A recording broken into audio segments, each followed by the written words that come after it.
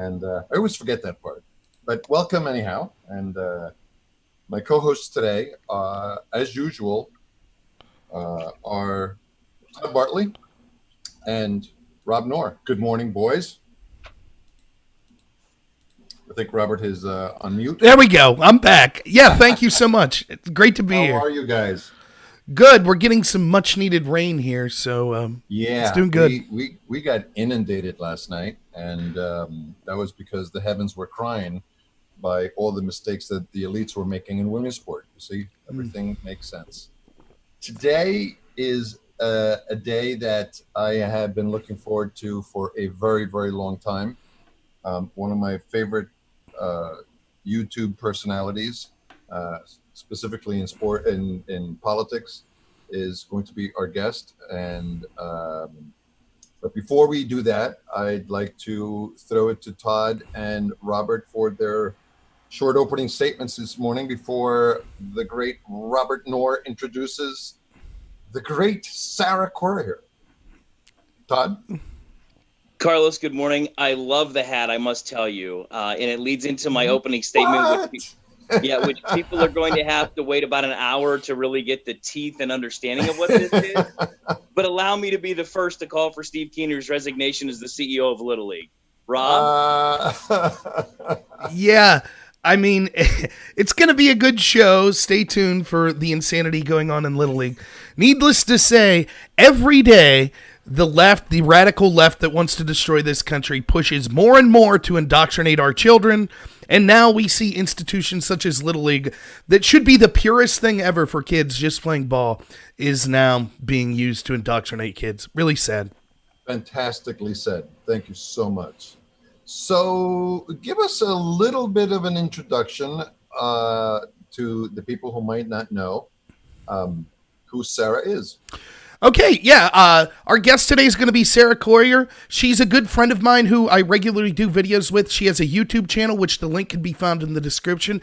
She discusses politics, discusses kind of the things that are going on with the radical left trying to destroy the country. And she's an immigrant who came from the UK and has a very unique take. I think who's one of the best YouTube personalities I've seen talking about this. So thank you so much for being here today, Sarah. And we're really honored to have you on Pennsylvania Patriot Radio.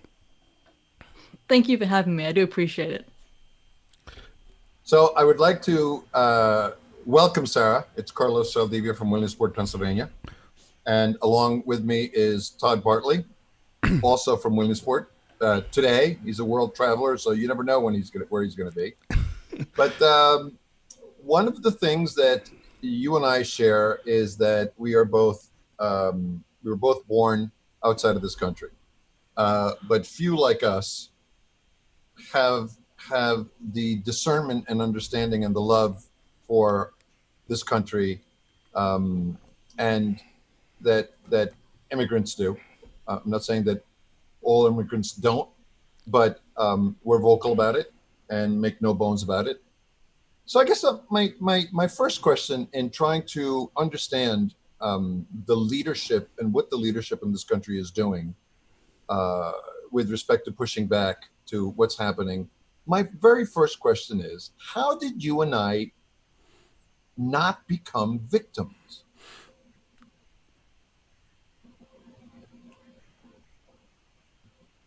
Oh, I think her mute is on. Oh, there you go. Well, firstly, I just want to go ahead and say that I think it's sad that so few immigrants are grateful for what we have here in the United States. It ought to be the de facto kind of nature of things that if you leave another country and you come here to the United States, that you appreciate the uniqueness of it, that you appreciate whatever it is here that you came to that was better than where you fled.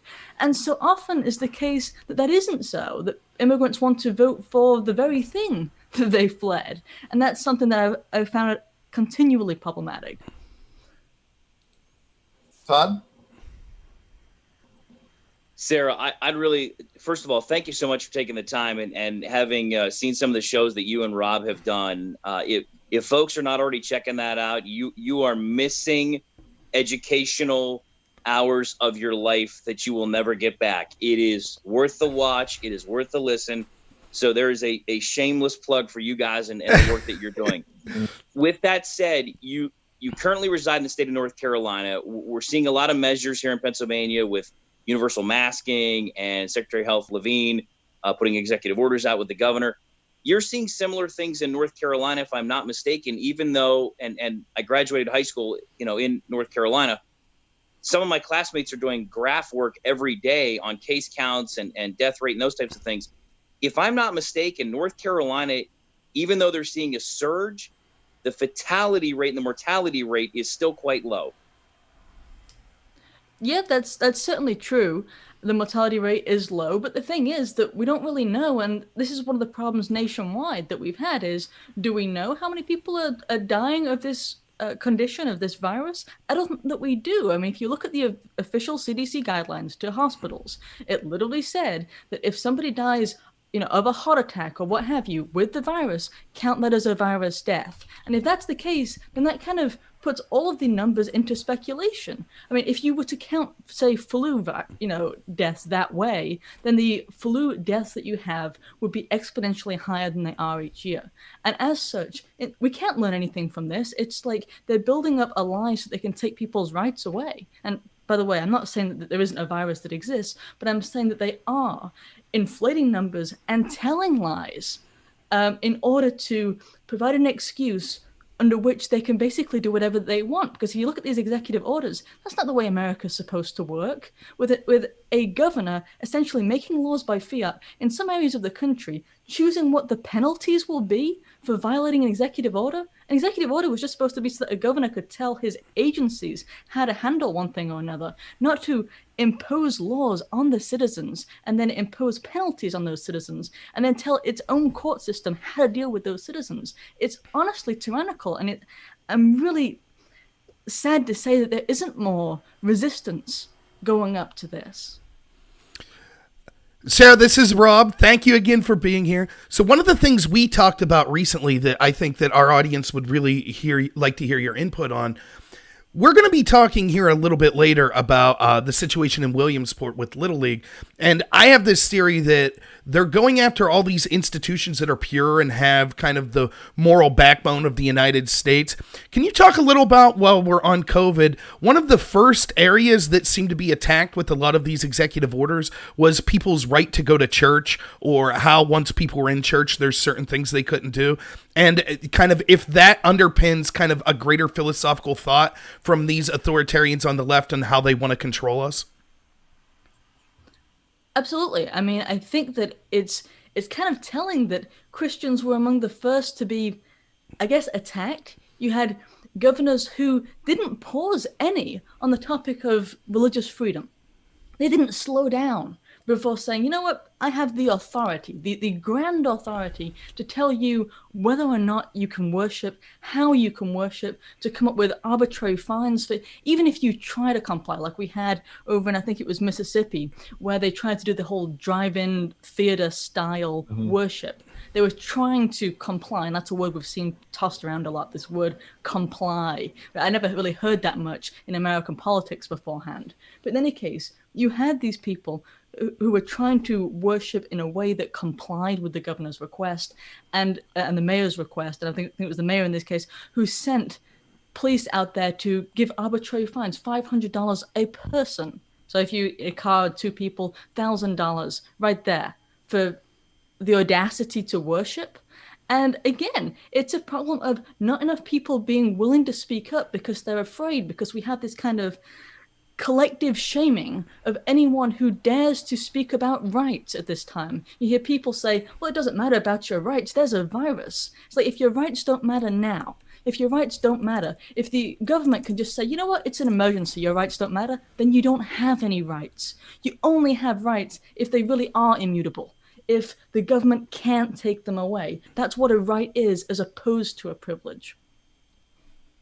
And moreover, my thesis, when you link it up to Robert's thesis, is conservatives never fight.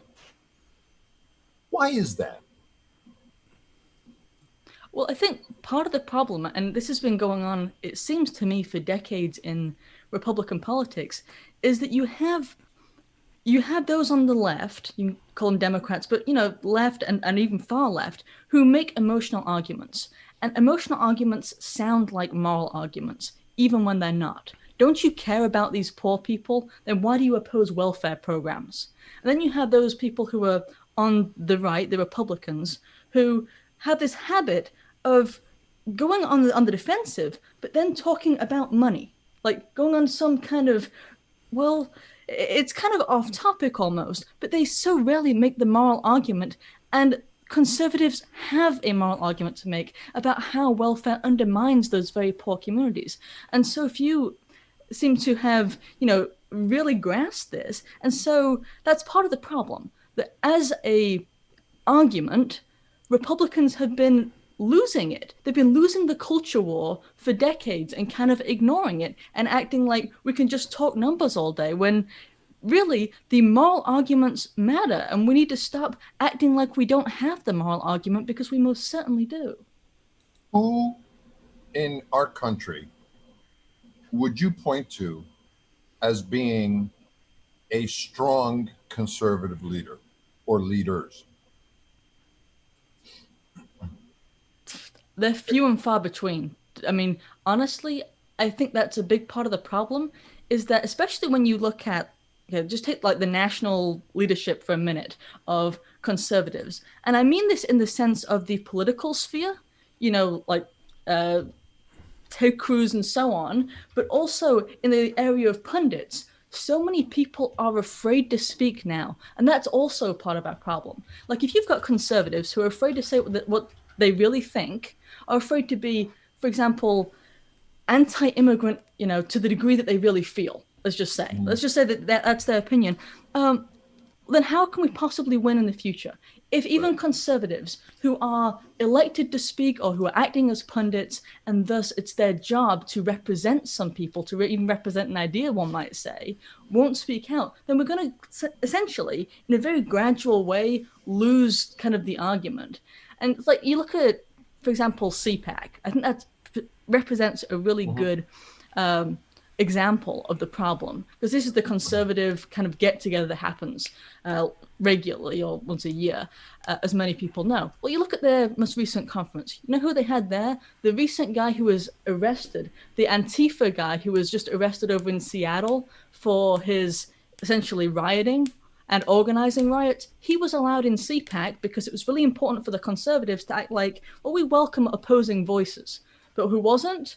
Well, there was no Milo, there was no Gavin McInnes, there was no even the InfoWars news crew. I'm not even a fan of some of these people, but you're going to appeal to those on the left, people who have ties to Antifa, who now are facing riot charges, but not anybody else because you don't like their opinion on the right. It's insane. And that's what we are. Why are we more afraid of conservatives who speak out than we are? Like those on the left can say anything they want, as far left as they want. They can say, bring on the communist utopia. And we're like, come on into CPAC. But, you've got somebody else and on the right, and we're like, no, stay away. You make me feel bad or sound bad or what have you. I don't want to be associated with you. Well, the reason is it's a very simple answer, Sarah. It's they are not who they say they are. But in that thread, our show is completely based on the idea that we're trying to give tools to people to stand on their own 2 feet and understand the Bill of Rights and the Constitution and the founding papers. And so let's just take a microcosm of 4 opinions: yours, Todd's, mine, and Robert's. And if we were going to build a pushback of 4 core reasons as to why we should push back and lead and give and set examples for other people, here is the one that I would start with respect to just statues that are Confederates and why we name Confederates to military bases. Okay? The Civil War was fought between Americans. So to heal that war and to end the war and have as fast as possible some sort of healing, they put up statues of both Confederates and Union soldiers everywhere as an act of healing back then in the mid 1800s. That's why those statues exist. So that's one idea of pushing back and showing leadership as to why these statues should never come down. It was an act of healing. What would yours be, Sarah? Mine would be that history matters, and the people who want to get rid of these statues aren't doing it so much because they don't like this individual snippet of history. It's because they don't like history in general. If you look at communists, and ultimately that's who we're really fighting against, if you listen to their rhetoric enough, communists always hate history. They always try and destroy history and destroy our essentially remembrance of it. They don't want us to learn the mistakes from it. And frankly, that's important if you're a communist and your entire history of every instance of your ideology being put forth failed in an epic way with, millions of deaths. It would be pretty important for you to cover up history to prevent people from learning anything from it. Fantastic. And also, if you were trying to essentially indoctrinate the youth in the colleges, which, happens, you want to essentially destroy their history so that you can rewrite it exactly how you want to rewrite it, so that you can change the way essentially their whole perspective of where we live and why changes. And essentially creating a false history. Exactly. Right. And on that note, I don't think that it's any surprise that you're absolutely right. For example, if you look up Cambodia and Pol Pot, he had what was called Year Zero, where he destroyed history before him, destroyed all of these statues, destroyed all of the culture that was occurred before him, because he was, the great savior. And what did that result in? Hundreds of thousands of deaths, pyramids of skulls. And also you see the exact tactics that are now being embraced, this pulling down of the statues. Every time I talk to someone on the left, they say, who cares about statues? But do you think it's a coincidence that this is the exact same tactic that you see ISIS use and other terrorist organizations? Because they understand the symbolism, like you're saying, of destroying a country's history and destroying people's pride in a country. That's a prerequisite to then instituting your own philosophy and your own power movement to be able to wipe out a country and the people's support of it. Yeah, I agree. I think there is something really symbolic about we're going to have to take down every statue that represents the history of America, because America's history is just so incredibly negative that we have to erase it, essentially. And that's what they're saying. That, America must be erased, must be torn down and rebuilt as that communist dystopia is what I'm going to call it. Good. Todd, what is your one single core idea to show leadership in these times? So let me talk about flags and symbols just for a moment. May I? Sure. So the cancel culture wants everyone to take down the Confederate flag, which was carried, by the way, into battle for the Confederacy to show troops where they were going to go fighting fellow Americans. Let's keep that part of the story in perspective. The behind the scenes meaning and what it means to certain people and how it offends them, I totally get it. Completely get it. Are we now canceling the Dukes of Hazzard? Because for me, that show and Uncle Jesse and the family values that it represented never one time spoke racism toward me. I never saw that. I never got that out of that show. It was a fast car with two brothers that were jumping all over the place with that car, going really, really fast. And then you had the law enforcement component where you had the lovable idiot, who likes the beautiful girl, and, they have this innocent relationship. I mean, it's all things wholesome, right, in America. And now we're trying to cancel it. Well, let me ask you a question, everybody. We're supposed to take down the Confederate flag. We're supposed to take down the United States flag, stars and bars, right? We're supposed to take down statues, as Carlos was saying, and as Rob has alluded to. So my question for Sarah is, at what point, once all these symbols and monuments and everything else come down, what flag or symbol goes up in its place? And let me posit it by saying, we're seeing racism has no home here in Williamsport and Lycoming County signs pop up like dandelions, everybody, because everybody wants to be woke right now. Is that the sign that's going to replace, or the flag that's going to replace everything else? I don't know. I wouldn't be surprised if it was the hammer and sickle that got raised, frankly, at this point. But I mean, what they're trying to do is, if they're erasing essentially what I'm going to call the collective history of America, right? And then you look at what they're raising instead, sort of. You've got Black Lives Matter areas. You have Black Lives Matter being imprinted on roadways and so on. You also have just suddenly popping up, you have the kind of gay rainbow being painted all over the place. Now, what's interesting is that these things that are replacing essentially the flags that you talked about aren't symbols of a collective America. They're symbols of a very specific group, each and individually. The groups at which they like to divide us, the groups at which these cultural Marxists are really seeking that separation. That's interesting because that's what they're seeking right now.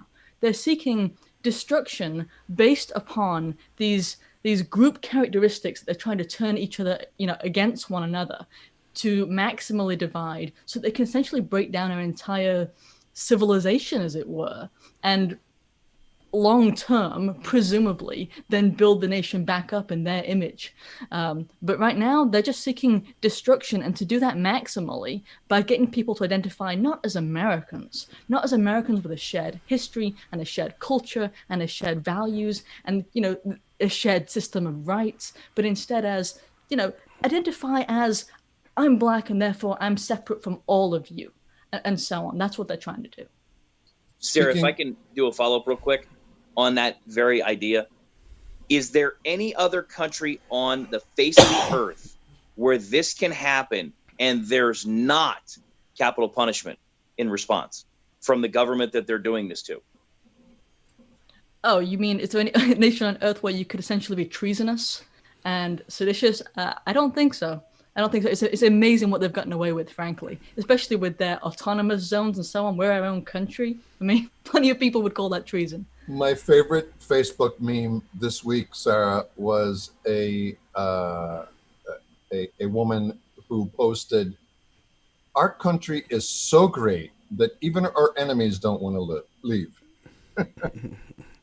So yeah, exactly. And people are still coming, and those on the left say we should accept everybody who comes, everyone who shows up at the borders. And it's like, well, if our country is so bad, then shouldn't we build a wall and keep them out, protect them, Exactly. from our evil? So we have you. So I feel selfish, and I want to get to a lot of things. The first thing that came to your mind the second you heard that Little League International gave a full-throated support for a Marxist organization and then doubled down by changing their logo to basically appease this organization. Your first thoughts when you heard that? That no area is sacred. That essentially these people who are behind this movement, if you can call it that, want you to think about it constantly, want you to have no area in which you can have peace, no area in which you can associate with your family and your kids away from this politics. That's what sports was supposed to be. I mean, I'm a girl, I'm not that into sports, but really from every guy I've spoken to, it was like, sports is the area away from the real world. It's the escape, and now, no, you can't do that. And you're talking Little League, you're talking, kids. And even then, that they want to support the destruction of society, because that's basically what you're talking about with Black Lives Matter, because wherever they go, wherever they show up, they're destroying things, they're not building things, right? And so if you have this kind of really wholesome organization, historically speaking, that's now supporting this destruction, it's like, well, nothing is free and sacred. Nothing, there is nothing that they won't touch. And I think you see this, one of the things that's given me some optimism here recently was Trump's Mount Rushmore speech and him continuing to speak. Now, words are cheap. They need to take action. But about his recognition that the indoctrination of children in the education system is one of the big pillars that's allowing this to occur. So we could talk more about that in a second. But on the point you just made, I think that's such a smart point that they don't want one area of life where this isn't thrown in your face. And it's kind of like they want to inflict this traumatic stress on people where they want to attack you every moment of every day and say, you're evil, your country's evil, the way you were born is evil. And so that eventually you just raise your hands up and say, fine, I capitulate. I'm sorry. What do I have to do to stop this? What do I have to do to just have a moment of peace? I think you see this also with a bunch of the videos online when it comes to people wearing masks and things like that. Someone has to get in your face with a camera and accuse you. What are you doing? What are you doing? You can't go to the store without this being in your face. You can't watch a late night comedy show without this being thrown in your face. And I think that this is an intentional effort to be a full court press to demoralize people into thinking, well, if every area of society says that I'm wrong, if every area of society says that my beliefs and the way I look and the people I support are evil, well, there must be some truth to it. And I think that, what do you think is a way that, I think you kind of hit on it earlier, that we need to start pushing back and stop making these numbers just about, or arguments just about numbers, but start pushing back morally and saying, no, this isn't true. We don't want politics in many areas of life. And as I heard you put best, and I stole this line from you, the only reason they're able to do this is because they're comparing America to utopia. If you look at it contextually with other countries, America is the greatest country in the history of the world. So I think we need to stop listening to them demonize us totally and start pushing back. Yeah, I agree completely. I think that is the main problem with why we are where we are, is because so many conservatives or claimed conservatives, have been staying quiet, are unwilling to really speak up. And that has to change, Rob, in order for us to change our collective society. If we're acting like we're, afraid that, of some leftist argument, it's ridiculous. We need conservative voices who speak up for what's right.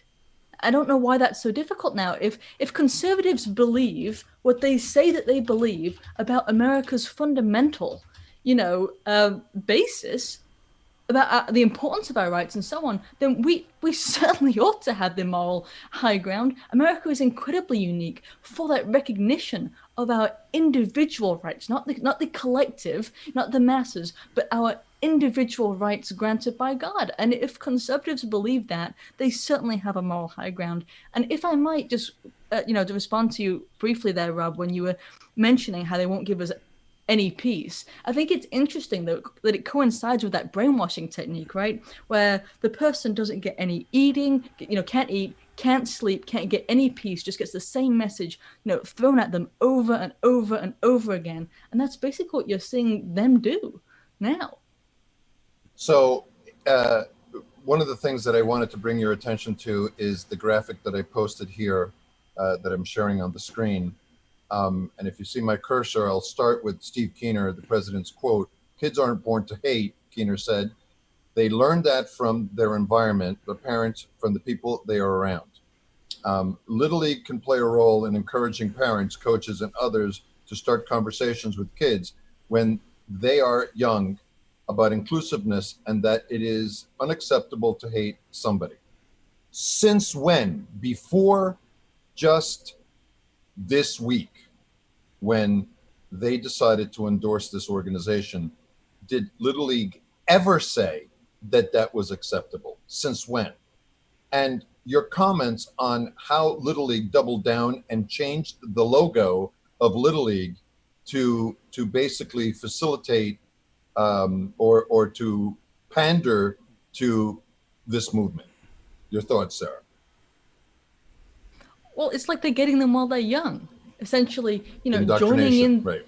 Exactly, joining in the group on there is no too young before we can start acclimating them to, to this kind of, frankly, garbage, right? But you're right. It's like, they're talking about inclusiveness. What's more inclusive than a kid recognizing himself only as an American, playing with whoever happens to be in his neighborhood? There's never been let's play Little League and separate based upon race. And let's hate the other team, because they're some other race. That was never Little League, So it's like, therefore, they're just virtue signaling and acting like they once were something that they weren't. They've never been an organization of hate. They've never told kids to hate other Americans on Never. the basis of some, characteristic. The idea is frankly absurd to everybody. And yet here they are acting like that's just kind of the way America is. So I wrote a piece pushing back against the chairman and the president of Little League International. And listen, Sarah, I'm just a guy. I'm just a regular guy from down West 4th Street here in Williamsport, Pennsylvania. Just a regular guy. I'm not an elected official. I wouldn't consider myself a leader in any silo that you might want to consider that includes the public sphere at all. I am the only person in the city of Williamsport to renounce the president of Little League International. What would you say to the leaders of a small community like ours? We're barely 27,000 people in the middle of the woods with a great brand that just has been thrown in the toilet by a guy that grew up in our area. The very last thing that we ever expected on this man's watch was for him to be on his knees. What would you say, based on your experience of America, to the people of Williamsport with respect to standing up for themselves? What would be your personal words? Well, they certainly have to stand up, because ultimately, that's why some people get on their knees. It's because they're afraid of people standing up. It's because some voices are louder, and some people don't have the courage enough to stand up for their own convictions, on the strength of those convictions. And I'll tell you, Carlos, if they don't have the strength of character enough, then they need to be shamed by the community. That community needs to say, stand up for what is right. And I've heard you and Rob talk about this ad nauseum, and this is what bothers me most. This is what scares me most. Is in my thought process is always, think of the future. Think of the future. Be prepared for the future. What happens when the gag reflex of not being able to be shamed anymore occurs? What happens then? That's a good question. When you're literally unshameable. You understand? Yes, but I think that a lot of people can be replaced. And around the time when people do start standing up is when they start standing in positions to replace those at the moment who don't have the courage to stand themselves. And that's what really needs to happen, especially in the area of elected representatives. I know this isn't, Little League, but in the area of elected representatives, well, that's what we basically need, is a groundswell of support of people who say, you know what, if you won't stand for the convictions that you said you held, then I will stand for them, and I will truly represent, the good people of America. Which is what we're doing here with Rob and Todd. So yesterday, the President of the United States pushed back and basically, what was the word, Rob, with respect to Roger Stone, that he wasn't pardoned, but he was commuted. His sentence was commuted. Yeah. Your thoughts on that, Sarah? And is that not a pushback? And the president saying that, oh, I understand. I now will use the tools that you use to lead. And if everything is fair play, then this is fair play. And if you could talk a little bit about what was unsettled about how they prosecuted Stone in your mind, and your thoughts on the commutation, the commuting of the sentence. Yeah.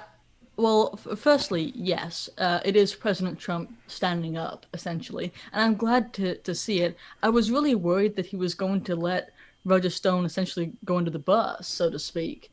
And I know that he was well, okay, it seemed like he was waiting until preferably after the election so he could pardon Roger, because it would, he didn't want to essentially have the collective uprising of the left and then screaming injustice or what have you, when in reality it was Roger's case that was an injustice. I don't think he should have been prosecuted in the first place, because the entire prosecution was based upon that Russia witch hunt, right? If it weren't for that, none of this would have even happened. Exactly. And then he got the Obama judge who was very clearly against him. And in so many of their statements, by the judge, it was clear that there was a bias. I mean, really painfully clear. And yet, there was no other judge placed. The judge actually refused to recuse. And so basically, Trump had to step in order to ensure justice. And so I'm glad that he did. Right. And very much like the Sullivan case, the Judge Sullivan in the Flynn case, it didn't get any play with some of her atrocious comments in the courtroom. Or biased comments. Right. So Todd, did you have a point? Oh, sorry. The question I have. Go ahead, Todd. I just wanted to say, Rob, to your point and get a response from Sarah just briefly. Sarah, did it surprise you that when Roger Stone was taken into custody, they sent more law enforcement and or military people and camera crew than they sent to Seattle when Chop and Chaz was founded? I'm just curious for your reaction. It said something, didn't it? I mean, about the whole prosecution. After that, who could take it seriously when it's like you're arresting this guy, supposedly for giving false information, right? For anybody who doesn't know, that was allegedly what this was all about, that he gave false information because he misremembered something. Okay, for that, they showed up with rifles and SWAT gear and everything else, but CNN was there an hour before because supposedly, and we're all supposed to believe this, someone had a hunch at CNN that just maybe the big raid was going to take place at that time, just maybe in the middle of the night on that particular evening. And moreover, Sarah, as you understand it, how does the FBI get a federal judge to give a no-knock warrant? How does that happen? I think it's audacious that they were able to do so. And to do so, again, the entire case was based upon an inquiry, that was all about this whole Russia witch hunt based upon a dossier that was completely fabricated and so on. There is so much of this case that is grounded at the most fundamental level in lies, in stuff actually literally made up. And yet it's Roger that was supposedly on the stand, not the people that were trying to obstruct justice by making up these dossiers, by, giving them to the judges in this case, the FISA court and so on. It's incredible. And you can't obstruct justice in a fake case, I would say. And that's basically what they were accusing him of. And I think that we're seeing a pattern, right? Like the left and the Democratic Party is instituting the exact same playbook over and over and over against Trump. And that is this. They've accused Trump of being a dictator. Trump is the least dictatorial president ever. And you know how I know? Because he suffered a 4-year corrupt investigation into him and let it play out over and over and over. And so in every instance, what they're doing is they abuse their power under governor of law in order to they abuse their power over and over in order to then try to force Trump to do a reaction that they could say, aha, Trump is abusing his power. So, for example, we see the mayor of Seattle allowed terrorist insurrectionists to overthrow part of her country because she was attempting to goad Trump into doing something. De Blasio allowed terrorists to burn down New York City or burn down parts of New York City because they wanted Trump to have to send in the National Guard so they could scream dictator. It's the exact same with Amy Berman Jackson, the judge in this case with Roger Stone, and what the FBI did to Stone, and what they did to Flynn, and what they did to Papadopoulos. They continue to abuse in ways that are hardly imaginable. In fact, fact, I would call it the biggest political scandal in the history of this country. Obama's weaponizing these intel agencies to go after his political opponent. And then when Trump finally says enough is enough and pushes back, they say, aha, see, he is the dictator that we always knew. This is about setting the precedent where they're allowed to be on offense 24/7 and abuse these systems that make up the backbone of our country. And then when someone stands up and says, no, this is unacceptable, we're going to start using our power, such as executive power, to push back on this, they could say, no, that's unacceptable. That's the pattern I see. Sarah? Yeah, I couldn't agree more, frankly. That is the pattern. And what is sad is just, it shows how bad our media is for anybody who didn't know, because the media is going along with it. They're going along with it like they are one of these, corrupt Obama-led agencies. Interestingly enough, but really, I mean, they're still going with it as if Trump is the bad guy for commuting Roger Stone's sentence. And if the press were acting like a press is supposed to, a free press is supposed to, being that check on government corruption, which again is what a free press was supposed to do, then they should be the ones who are heralding this as finally, someone stepped in to end this corrupt sham of a case. Well, and that's why we're in the place that we're in right now in this country, is because of the media. You ask anybody and you poll anybody, and they tell you that the people that they blame the most is the media, which leads me to my next question. And I would like Todd to be able to chime in on this because it's a media question. But Sarah, do you see an attempt by the left and its surrogates to manipulate the people of the United States via the early polling that's being done in the presidential race? I am not a subscriber of attacking Joe Biden based on the fact that he's not completely there. I think that it's a bad strategy. It's a bad tactic. And the reason is because if you make fun of Joe Biden and the way that he is, due to no fault of his own, this is not something that Joe wants to do. This is just the way that people age in this country. And when you criticize him on those merits, people think, well, he looks just like my great grandpa or my grandpa. And at the very best, those people don't vote. And at the very worst, they vote for Biden if you're a Republican or an independent. But going back to the polling component of it, it's manipulation, isn't it? The numbers in my mind, and you lost me in 2016 with respect to polling. You totally lost Carlos Saldivia. But today in 2020, they're using it as a spear to basically set expectations in the Republican minds as to where we really are in the state of what people think.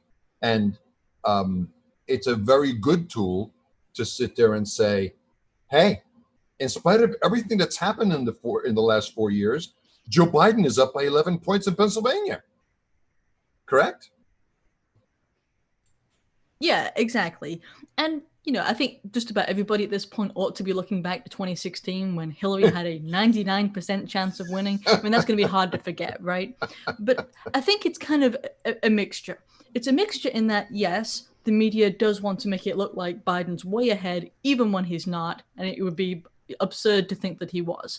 Okay, there's that, but there's also the fact, and this is often forgotten, that people are afraid to be honest with pollsters about supporting someone who is conservative, but especially someone who is like Trump, someone who historically has spoken his mind and someone who the media so obviously hates. That means that people who fear things like, collective outrage, who fear things like losing their job, and so on. These people who happen to be everyday Americans, when they're asked by some strange pollster who you're going to vote for this year, they might just be tempted to say, well, Joe Biden, of course, regardless of who they're actually going to vote for. And that's sad, because we shouldn't have a state in America where people are afraid to say, I support President Donald Trump, Exactly. out of fear of some kind of repercussion down the line.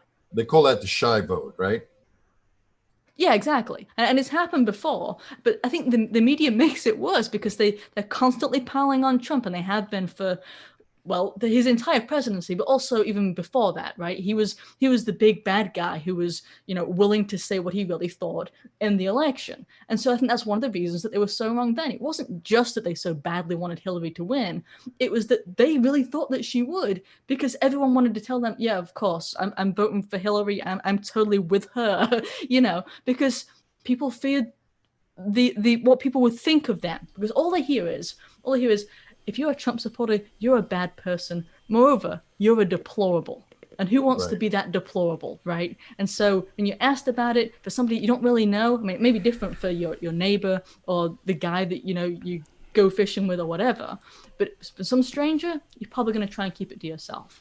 Now, before we get to Todd, I want to just follow up your thoughts on the fact that the idea of attacking Joe Biden on his mental state, it's a bad idea, correct? Well, yeah, of course. I mean, I don't want to attack anybody on the grounds of their mental state. I will say that I think the people advising him ought to be saying, it's time to retire, and that's the way that I feel. I don't get any pleasure out of the fact that Joe seems to be struggling. I think it's frankly sad, and at times it seems cold. It's really, really cold to put him on stage. Like, for example, right, I saw one case where he was talking to the camera and, giving one of his speeches. And then in the middle of it, he turns around and looks at the screen behind him and continues his speech as if he's confused. I thought it was tragic. I mean, no, I'm not going to criticize him over that. I don't think anybody should. I mean, I do think it shows that he shouldn't be president of the United States. But it's not something to use as some kind of stick. But, the people who are putting him in that position, they ought to be ashamed of themselves. Right. It's not a political argument. It's just not. I'm sorry. I love this country, Sarah. It's not a political argument. It's completely out of bounds. I'm a conservative. Everyone knows where I stand. You cannot attack Joe on these things. I mean, hey, listen, we all make jokes, political jokes. We all appreciate political jokes, especially the ones on the left. Some of them are very, very funny. That's different than being and having and posting specious content. But everyone should understand that that's out of bounds. To you, Todd, with respect to the media manipulation on the polling. Well, Carlos, to your point about Joe Biden, I mean, look on the bright side of a Joe Biden presidency. Every year at the Easter egg hunt, he can hide his own Easter eggs. See, now that's a good one. You have to understand, right? I'm there with my grandmother in her last days. She was phenomenal to me my whole life, and her mind was not what it was in her younger years. And, she's spelling out, trying to spell out different things. She did crosswords for a long time, and she's calling out these letters. And, I'm sitting there going, I hear you. We know exactly what you mean. We totally get it. And I'm not knocking the fact that the guy has obvious deficit. And I'm with, I'm with you guys on the whole idea of this is shameful. This is shameful for the party that's putting him forward, knowing the deficit.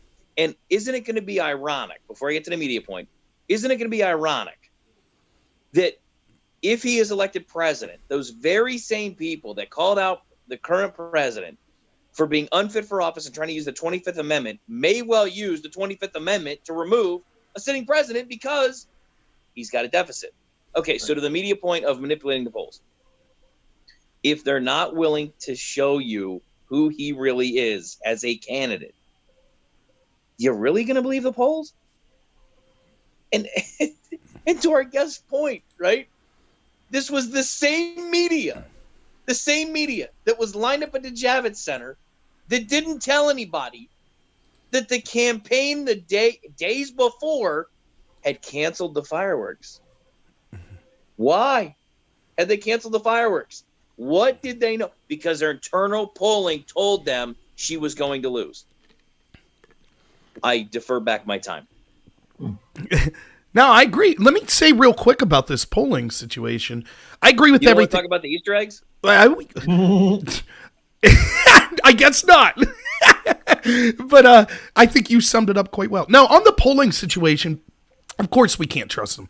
Like you're saying there, Todd, they lie all the time. But I think that there's an additional lie going on here, or at least an additional reason for it.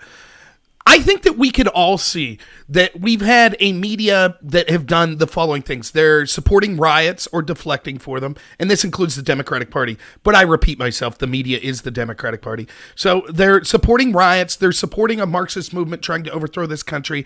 They're supporting governors that intentionally put the most vulnerable people to COVID in nursing homes that were COVID positive, thereby creating death camps and tens of thousands of people dying. The media also knew that hydrochloroquine had a potential to be successful, and now we know that the best study shows it could have saved half of the people that died, but they would have rather seen those people die because they didn't want to give Trump a victory. That same media, that same Democratic Party is not going to be above and beyond cheating when it comes to mail-in ballot fraud or voter fraud or whatever when it comes to the election. To me, the polling, and it's showing that Biden is so far ahead, it's setting the stage so when they cheat to try to win the election, they'll be able to say, oh, this fits right in with our polling.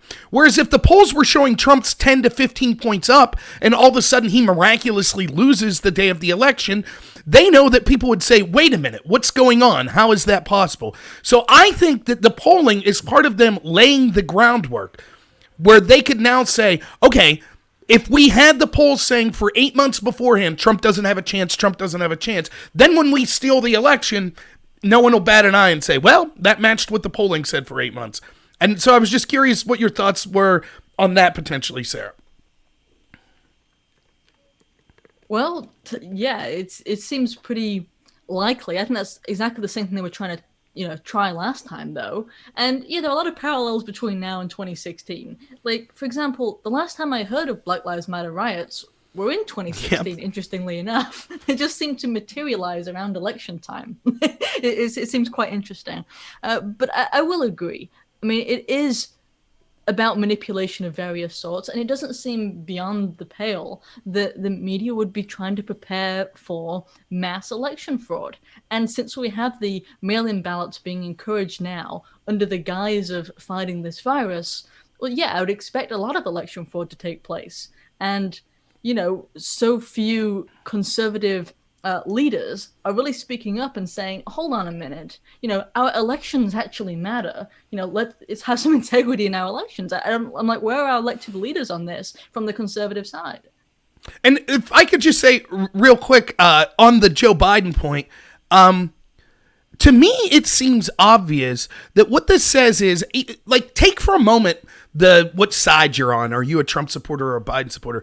Just think of what Biden says about our system. I think our system is so incredibly messed up at this point, in large part because all of these institutions such as the media and them being no longer journalists, but just pundits that are propagandists, basically. Your best candidate is an empty suit, is an empty vessel, because the election isn't between Donald Trump and Joe Biden. The election's between the media and all of these institutions versus Donald Trump. Or more accurately, all of these institutions versus the American people. That's what the election's about. So they don't want someone who might have their own thoughts and opinions. They want someone who is totally malleable. And they want to keep him from debating, and they want to keep him from the public sphere, because to them, the debate is only about one thing, and that is crushing Donald Trump. And so I think that, I was just curious what your thoughts are, Sarah. I think that says a lot about our system and how corrupt things have become, where you could literally have someone who's basically a tabula rasa, a blank slate, and they have a solid chance of winning the presidency now because it doesn't even matter who the president is. They're going to be controlled by all these propagandists behind them. Well, a lot of people have said something in the past about how a president is essentially just a puppet, right? Controlled behind the scenes by various different people, people of greater power secretly, essentially. And it's interesting that now, as they push Joe Biden forward, it's like that they're doing that in a very transparent way. Like, here's our puppet, and we'll work we'll work it behind the scenes and, get our agenda through. That's what they're doing. Mm-hmm. Sarah, by the way, Robert, in 2020, your analysis of who this campaign, Trump versus every single other Democratic apparatus, that is the single greatest idea that I've heard in 2020. That is absolutely amazing analysis. It's the best idea that I've heard in 2020. But going back to what Sarah said, and this is my final question, and it doesn't mean you have to go, Sarah. It is funny that you said that this organization springs up again in 2020, because the last time you heard about it was their tactics in 2016. What is it worked so well the last time? What is it about these things that keep popping up? What is it about Little League's embracing of this organization, and now Sports Illustrated putting a transgender person on their cover? What is it about the fact that these people are so woke, yet only now are they doing the things that their wokeness has been telegraphing for years? Why is it today that we have the first transgendered swimsuit cover model? Why did it take Little League so long to finally discover that there's systemic racism in Little League?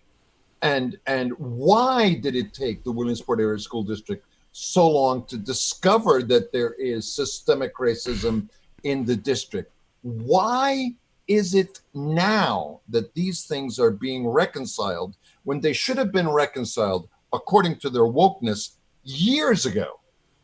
And why is that our fault? Well, I think it's pretty obvious that Democrat funding is, around. And that's part of the problem, of course, is that you have essentially the Democratic Party and Democrat funders who are funding large corporations. They get them to make these, as you called it, woke decisions. But also, it's not just that, because you have all these different companies who are all of a sudden engaging in their own kind of self-shaming, at the same time shaming us. Because what you have is this society that the collective shaming is so great that they're like, well, every other company is doing it. Mm. And also, they're listening too much to places like Twitter, places that people go and spend all day because they don't have jobs, which makes it essentially full of college students. Mm. But really, you have these companies who are listening to what's going on there and aren't listening to mainstream America, because mainstream America largely doesn't have a voice. And so well, all of our people are against us. Look at all of our customers who suddenly hate us and hate our inner bigotry. We're going to have to come out with a statement about this, because it looks like all of our customers throughout the country are mad at us. And that's not the case. Instead, what you have is leftist groups who have really honed this into a science, this act of collectively calling and harassing a company to try and get them to essentially take a knee. And it works. It works a lot when, for example, like Tucker Carlson says something that, the left doesn't like. And suddenly, some group at a far left organization like Sleeping Giants, which is one of the more notorious ones, gets a group of people together and says, okay, you need to go ahead and call this advertiser of Tucker Carlson and harass and make it sound like you're their biggest customer and have been for years, and now you're not going to do business with them anymore. And suddenly you have, insurance companies and everything else saying, okay, we don't want to be associated with Tucker Carlson anymore. That's what happens, even though Tucker Carlson is the most watched news anchor in America. Right. And as a real quick follow-up, because I know that Todd and Rob have questions. Is it plausible? I'm not saying this happened. Is it plausible that ESPN, who's owned by Capital Cities ABC, who's owned by Disney, at the heels of what happened 10 days ago with the NFL taking a knee, went to all their broadcast partners like Little League. They have a 10-year, $80 million contract with Little League. And this was the conversation, Sarah. Take a knee or else. No? Yeah, it seems entirely plausible to me. I mean, and, money talks, I guess they say. But again, it's time that people, whoever they are, start standing up for, common decency is all I'm asking for. Stand up for, fundamental Honesty. American values. Honesty, exactly. Just honesty. Yeah. It's not difficult. We're not asking for a lot. Mm-hmm. Todd, questions for Sarah? Well, and Sarah, we're going to talk about this Myrtle Beach thing here over the next hour. Do you have time to stay with us? Because it would be such a great learning process for our audience if you stayed for a little bit longer. Is that an option for you to stay a little bit longer as we start to break down this Myrtle Beach? Because as you begin to hear this story in real time, and if we can get your reactions to some of this, is that an option for you to stay for a little bit longer? Yeah, I'd love to. Okay, so that said, that's awesome. Okay, so that said, and again, thank you, Rob. That said, to Carlos's point, that they went to the broadcast partners, Adrian Wojnarowski sent a senator a 2-word response about being called out over this entire woke culture in the NBA. If you want Exhibit A, there it is. Yeah.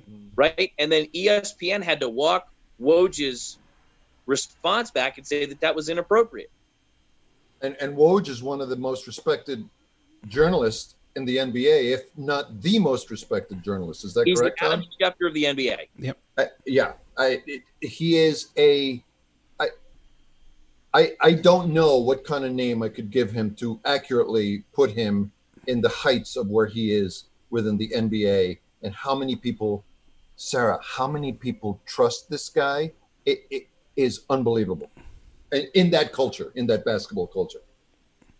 Well, so real quick, and then we can move on to the Myrtle Beach stuff. But just to finish this up, 2 things I wanted to say and ask Sarah about. The first is the timing that you correctly bring up, that, it's an election year, so Black Lives Matter's back. Notice, by the way, in 2015, they didn't institute any structural changes. Things are worse today than when Black Lives Matter originally formed. So I'm sure there'll be hope for the inner city community. Spoiler alert, the exact things that Black Lives Matter's pushing, such as the disillusionment of the nuclear family, will make things worse for all Americans, including inner city Black Americans. So Black Lives Matter is completely anathema to the solutions to problems in these inner cities. But I just wanted to get a quick comment on you about this, Sarah. When we're talking about the timing, it doesn't even make sense if you take it outside the context of the election. So, for example, I'm sure you know this, when I've been debating people on Black Lives Matter, they have to default. They know that they can't just say it's over cops shooting, because there was only, 9 unarmed blacks that were shot last year by police. So they have to pivot and say, no, it's about speeding tickets and jaywalking, and law enforcement is just against black people in general in this country. But how does that add up? Why we need hundreds of thousands on the people in the street now, when the exact same people are telling us, and by the way, if you go outside and go to your job, you're going to get COVID. So why couldn't we wait for the message of Black Lives Matter until COVID goes away?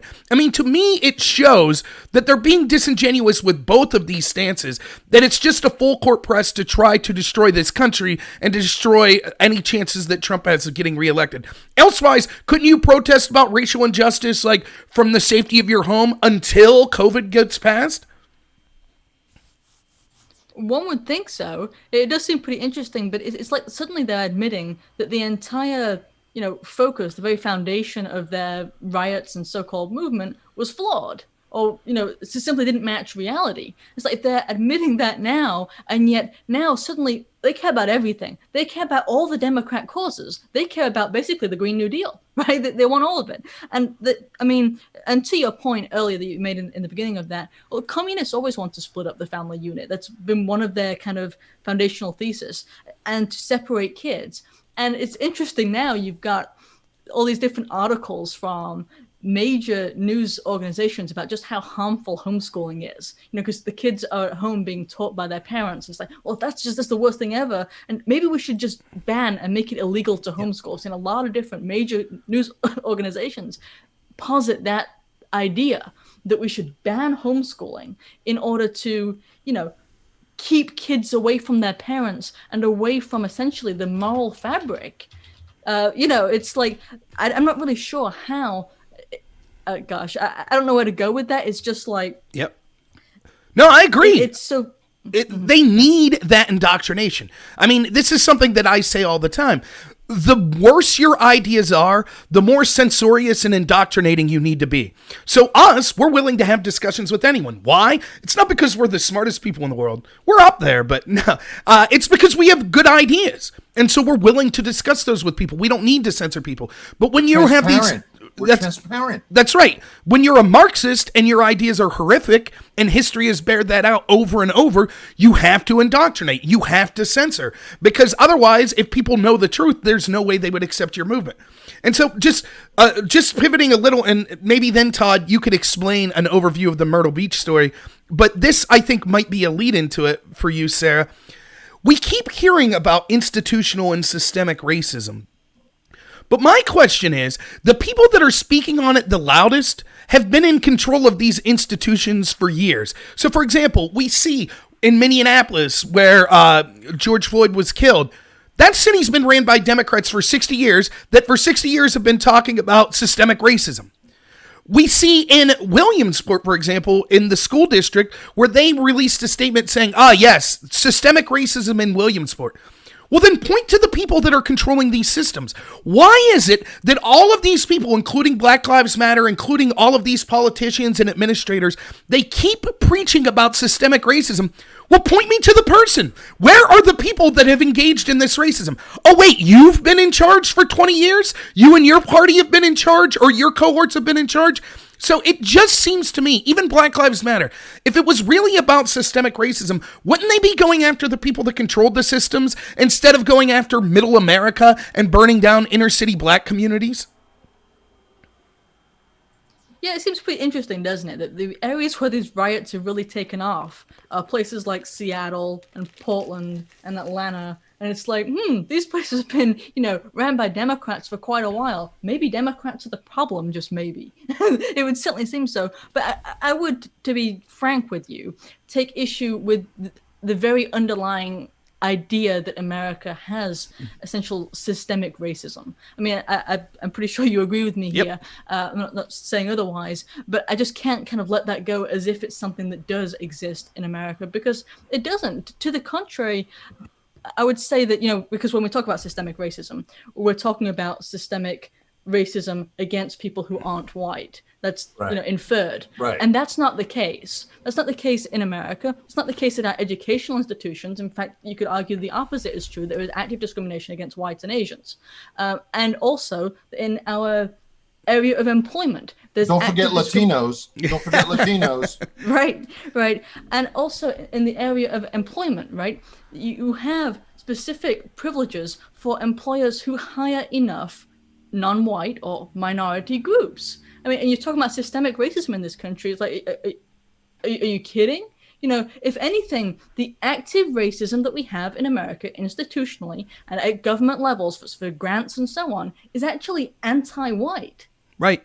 And I just think that it's ironic that the people, this would be like Hollywood coming out and saying, man, there's a massive problem with sexual assaults in Hollywood. Right, that's you guys. Then fix it. If you're in charge of these institutions and all you do is shout about institutional racism, but you and your cohorts have been in charge of it. So I agree with you. It doesn't exist, at least not in the way they're saying. But to me, it's just ironic. When I hear all of these leaders shouting about systemic racism and institutional racism, they might as well be saying, yes, I'm systemically racist. I've controlled the system and I've allowed it to be racist for 20, 30 years. Why would we listen to the very people that are admitting, yes, we've been in control of the system and it's been horribly racist, but now vote for us and we'll solve the racism? I mean, it's garbage. Right, and if I could just jump in for a second here, I want to say it seems interesting that whilst they're talking about how bad racism is, they want people to associate by their race. It's people on the conservative side that says, don't judge people by their race, judge people as individuals. Yep. We have individual rights, we're individual people, and just because you're of a certain race or you're of a certain gender doesn't mean that you represent that entire group. You can be an autonomous individual with your own ideas, you have your own value. And I think that's the most kind of anti-racist idea. Yep. On the left, you've got those saying, no, you are your group. Don't stand out. Don't be different. Whenever you're speaking, you are a representative of that race. And it's like, they're the ones complaining about racism whilst also trying to get us to see people solely by their race. Well, and if I may chime in real quick on that point, I am not only an immigrant, I'm a Latino immigrant. So would it be fair, and this is where I go, immediately where I go. If your first lens in looking at anything is through the lens of race, I'm sorry, Sarah, you're a racist. I'm sorry, because that's what it is. And the rest of us don't do that. That's why we're shocked when Rob says that there's racism in Hollywood. What are you talking about? Right. You guys control it. But if you could comment real quick, and then I'll lead Todd into the Myrtle Beach thing. Sarah. Yes, I completely agree. And it's like they're trying to, and they being the collective left, are trying to change the way we all speak and think about one another. Right. Like you look at our there was this graphic that's being posted around because somebody at the U.S. military recently sent it out as if it was from the U.S. military. But in it had all the different things that essentially the left considers to be like really racist and offensive. Mm-hmm. And one of those things was that you should be race blind. And I thought that was really interesting. Yep. Really? That to look at a person and not see race, to just see them as an individual, is considered by the left now to be racist. Like this was held as like the highest ideal, to look past these immutable characteristics that none of us can control. We're simply born how we are, and look at the person by their value set or by their accomplishments, by their merits. And instead, that is now considered by the left to be something that's immoral. And that's why I say that we need more conservatives speaking up about the moral issues, because these people aren't moral. And it needs to be pointed out that they're clearly not. They want everybody to identify with their race. They want to look at a person and think that they know everything about them on the basis of that alone, on the basis of what they can think. Oh, look, you're black and you're male. Oh, you must be a Democrat and you better vote with us. That's their mentality. It's literally, Sarah, the bottom of the barrel. And I guess that is a really good place to start. Correct, Todd? So in Williamsport, Pennsylvania, there is a high school baseball team, and they are called the Williamsport Millionaires. Every year, basically, they hold their spring training in Myrtle Beach, South Carolina. In the spring of 2018, the entire team and their coaching staff went to Myrtle Beach for spring training, and while there were two that we know of, possibly a third, criminal sexual attacks. On members of the team, right? On members to the team. Right. By other members of the team. Todd, can you walk us through slowly with respect to how the team was situated in the hotel and where the leadership structure was within that hotel when these events happened, and begin to tell us the story from that point? I wish I could, but Ryan Miller's the head baseball coach to date has yet to produce a room list of where anybody stayed, student athlete or coach. There were no adult chaperones at the Atlantica Resort in Myrtle Beach. other than the coaching staff, paid and volunteer coaches, which were 5, 6, or 7, depending on what the right to know officer had for lunch that day, while writing the responses. The incidents that were talked about were also recorded on cell phones and subsequently shared with other teammates, other classmates, other kids from other schools, and shared on any number of platforms. The attacks. Yeah. In a braggadocious way of, look what we did while we were in Myrtle Beach. Does that sum up so far what you asked? Right. So on the night of these attacks, there were 2 different attacks that we know of, that there's video for, and there is testimony that there might have been a third. But let's focus on the 2. What happened after the attacks? Who was alerted, and where were the coach and the athletic director and anyone of responsibility right after the attacks? So my understanding is the head principal that was on the trip, who ended up running the investigation, when they got back to Williamsport, and he claims he was only alerted by a Childline call in mid-May to then Chief Detective in Lycoming County, Willie Weber, who brought it to his attention. That's when the investigation began. He was on the trip in Myrtle Beach. His son was on the team, and his nephew was in the room in the John Doe 1 incident that was recorded. Right. So there's John Doe 1 and John Doe 2. John Doe 2 two different. Correct. Two different victims. Right. That the Williamsport School District has never once in their public statements used the word victim. At all. In 2 years. More than 2 years. Right. 2 years, right. Okay. So what happened? The athletic director was also on the trip. And my understanding is the AD and head principal were not staying at the same location as the coaching staff and the student athletes. Right. We have testimony from a caller to the radio show that everybody knew within the moments and hours after the John Doe 1 incident what happened, who was involved. There was video. And that's currently being developed. And as we've reported, until another media outlet picked it up, that the Attorney General is investigating the matter. Right. So when the incidents happened that night, who was told about these incidents?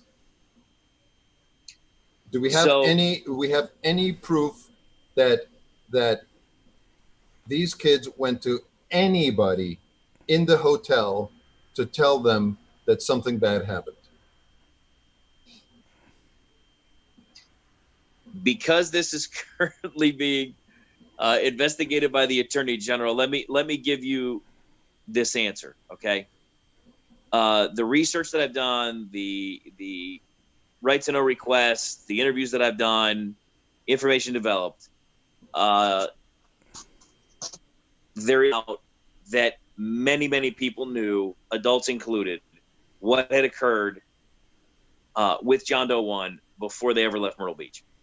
If I can leave it at that, there are certain things that are in play right now that I can't elaborate on, but my understanding is that there were people in the know before they left Myrtle Beach. Right. So we can only assume, okay, just because we understand life, that the kids went to the adults. So that means that some kids went to the coaching staff that was at the hotel. So somebody knew. Somebody in South Carolina knew that something happened. Can I interject for a second? Sure. What year was this? Because I think this is 2018. Right? Because it's important to know we're still seeking justice 2 years. This didn't happen last week, right? Exactly right. So the kids went to the coaches and they told the coaches. We are expected to believe that nobody knew anything in Myrtle Beach because nothing happened. So these attacks happened, There's video of them. The Attorney General got this case referred to by the District Attorney of Lycoming County, who saw at least one video and referred the case by saying that there was a criminal sexual assault that occurred on the video and referred it to the Attorney General of the state of Pennsylvania. There is no question that this happened in Myrtle Beach. There is no question in my mind that these kids went and they told some coaches. So telling us that nothing happened and you didn't hear about it until someone called the Childline call once we were back in Pennsylvania doesn't wash. For me, Right. You know, taxpayer Carlos Saldivia in the city of Williamsport and in the Williamsport area school district, it doesn't wash.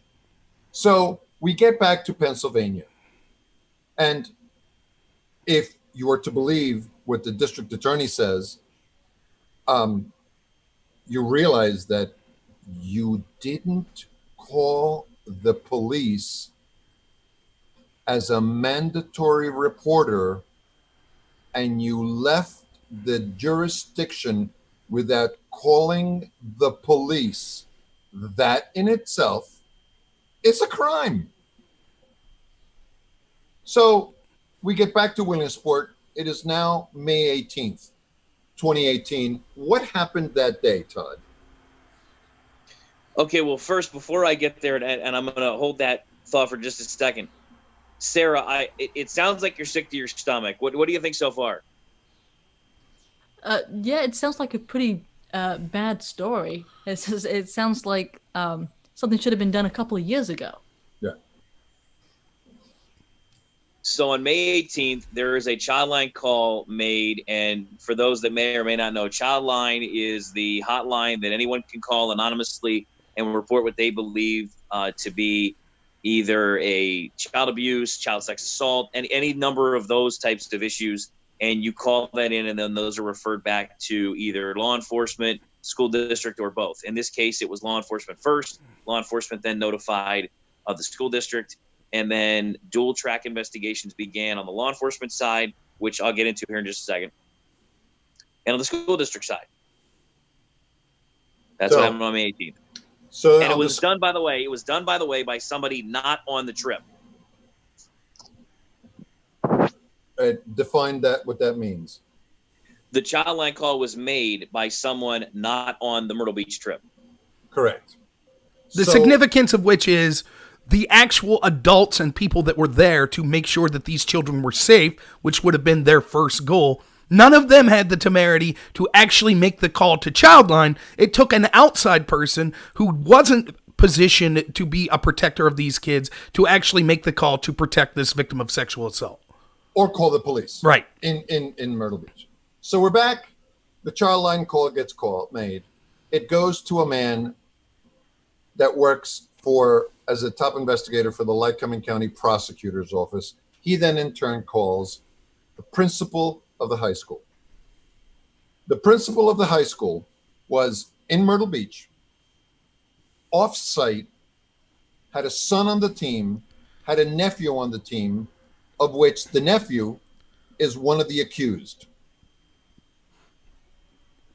This is the man that the Board of Education in Williamsport decides is the very best person to run an internal investigation on this matter. They permitted the principal of the high school to run an internal investigation, ostensibly on himself. That being said, on May 18th, we presume that the investigation started, Todd, and it ended on June 5th. Tell us some details of what happened in basically those 3 weeks. So let's put some context into this, shall we? Willie Weber is a long-standing uncle at the Little League World Series. Tell us who Willie Weber is. Chief Detective, Lycoming County. His Who son, took the call? Who took the call? who took the Childline call. He worked for a guy by the name at the time named Ken Osico. Osico was the district attorney at the time. His son had played in this very same millionaire program. Okay? So you have potential of conflict of interest just on the program alliances alone. Then we get to Brandon Pardo. As Carlos mentioned, he was on the trip, family, Pardo's the on principal. the team, in the room, textbook definition, conflict of interest. We got to send this out to a third party. Did the Williamsport Area School District do that? No. No. It gets worse. They convene meetings and do interviews with any number of fact witnesses, John Doe 1, alleged perp, alleged videographer, with half the district's hierarchy in the room in Brandon's office for these interviews. Now, Carlos has already outlined for everybody the criminal sexual misconduct that occurred in Myrtle Beach as defined by current District Attorney Ryan Gardner, was previously referred to as by the Williamsport Area School District solicitor in an email to me as indecent and inappropriate behavior on the part of a baseball player. Everybody with me so far? Mm-hmm. Check your audio. Your mic Everybody muffled a with me little. so far? Yep, you're good. Sorry. Everybody with me so far? Okay. Yep. Did anybody in a leadership position, Willie Weber, Brandon Pardo, freshman principal Roger Freed, who was the second administrator brought in to investigate this, anybody pick up the phone and call Myrtle Beach because that's where everything happened? Anybody call in May, June, July, August? First story I wrote was August 2018. First phone call, Myrtle Beach Police Department, happens mid-September 2018 by me. Todd Bartlett. So They had no idea what I was talking about in the Myrtle Beach Police Department. And the None. investigation in Williamsport ended on June 5th. So this is You want to know when the report mid-September. was filed? Go ahead. In mid-September, Todd Bartlett calls the Myrtle Beach Police Department asking about this. Myrtle Beach has no idea what they're talking about.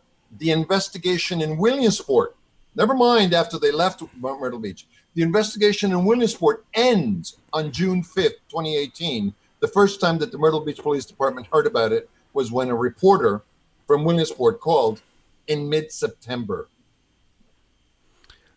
So, if I may, because as someone who doesn't live in Williamsport, it's such a horrific story. With all the names and all the details given, it's hard to wrap your head around exactly what's happening. So I'm sure Sarah's feeling the same way I did when I first heard this story. So if I could just encapsulate it in 30 seconds.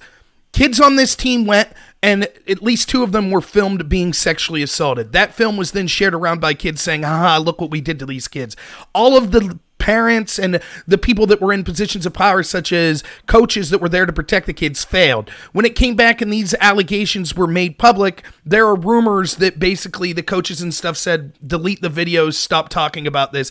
The coaches and the local police all had connections and didn't want this story becoming national, so they did basically what seems to be a fake investigation and buried the story. Now, 2 years later, we're starting to see that the District Attorney of Pennsylvania is looking into this because they realize that there's actual video evidence of the sexual assault taking place.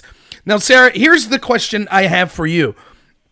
When I heard this story, I didn't know the players involved. But to me, once you start to hear more about what's going on, and I think it's important at this point to note, we now have the Williamsport Area School District acknowledging in a statement that they're systemically racist. The school district's systemically racist. What do you think, Sarah, about an organization? And I don't know the facts. I know less than Carlos and Todd, so I could say this. For all we know, one of these sexual assault victims was a person of color. What do you say about a school district, about a law enforcement agency, about a media in a small town like Williamsport that in one hand is going to pay lip service and bend the knee to Black Lives Matter, but when there was actually a real situation of a real sexual assault against someone, every single institution in Williamsport, save for Todd and his work as a member of the media, turned a blind eye to this.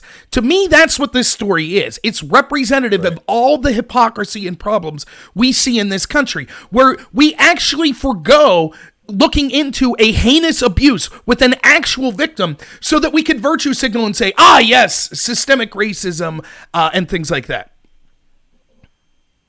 Well, I will say that seems to be the case everywhere. Like Exactly. in the cases where you have these groups and cities and so on who are saying, go Black Lives Matter, we bend the knee as a collective and so on, they all have so many issues of their own. I mean, seriously, these are places that are falling apart. Like Winston-Salem, North Carolina has a really high crime rate for the state. It has a rife homelessness problem, and yet at the same time, the mayor just constantly keeps placating Black Lives Matter, wants to, create these different so-called artwork, or I would call graffiti displays, and so on. And we see this around the country, ignoring real problems in order to say, look, systemic racism exists, and we're going to bend the knee and so on. And it's kind of like what you're expressing there is like a microcosm of that too. Like this is this really huge problem. It sounds like sexual assault. Obviously, I've never heard the story until you guys, but this problem that ought to have been dealt with, that does sound like it's probably a travesty of the justice system, with the cover-ups involved. And yet, we're worried about this other thing. We're just going to virtue signal. And I just real quick, and then I'll leave Todd and Carlos get back to the specifics. I think that it's also worth pointing out that we're not talking about Philadelphia or Chicago or Detroit, even Winston-Salem, which for those people that don't know, Winston-Salem's a bigger area than Williamsport, but by no means a huge city. We're talking about rural areas. And I think that this story shows just how invasive this woke mentality is, where even in the heart of Trump country, right, the heart of conservative Pennsylvania, you could see something like this, an incredible miscarriage of justice, and yet the people that are involved in that system are out there virtue signaling about things like the Me Too movement and Black Lives Matter, when in reality, they're covering up a sexual assault potentially against a person of color. And this could happen even in small town America. That's how pervasive this ideology is. And Sarah, I would just ask you, do you think it's a coincidence that we see all of these people who actually have been bad for every working American or for every average normal American, regardless of their skin color, all of a sudden it's like an indulgence, right? And the old tradition of if you pay money to the certain person, all of your sins are forgiven. It's like an indulgence. Oh, it's okay that we covered up a sexual assault of a potential person of color, as long as we say Black Lives Matter, as long as we release a statement saying, yes, our administration's systemically racist, all is forgiven. Do you know what it reminds me of? It reminds me of when Kevin Spacey was accused of a sexual assault. Yep. And he said, well, I now choose to live my life as a gay man. Yep. And he did it in the same statement, and thus attempted to hide and say, well, I'm one of you, I'm one of your collective groups, and therefore I have atoned. I am no longer guilty of this thing that I have been accused of doing. Well, Ralph Northam, the same thing. Right? Remember Ralph Northam, when he gets caught with blackface, what's the next thing he does the next day? Oh, the NRA's bad. Right? It's constantly virtue signaling to get away from actual terrible things that you have done. Yeah, they do it all the time. It's because they know that if they appear to be far left enough, they won't get removed from their position of power. They all, essentially forgive each other, if you can call it that. They let everything go if that person is playing ball enough, and they all know that that's what the rule is. So, Todd, here we are, and there's an investigation. Tell us what you know specifically about the investigation that the high school principal Brendan Pardo ran. Well, they identified people that they felt they needed to interview, and my understanding is the reason you can close an investigation in just under 3 weeks is you didn't talk to anybody. Okay. You maybe talked to 3 people, maybe 4 at the most. Okay. And then did what you did. And then the investigation led to the videographer actually being suspended and told, you have a bright future. We're looking out for you. John Doe 1 was basically shut out of the equation,